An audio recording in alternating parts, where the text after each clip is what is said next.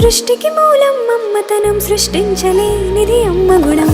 అమ్మ పాడే జోల పాట అమృతాని కన్న తీయనంట. అమ్మ పాడే లాలి పాట తేనె నూరి పారే ఏరునంట.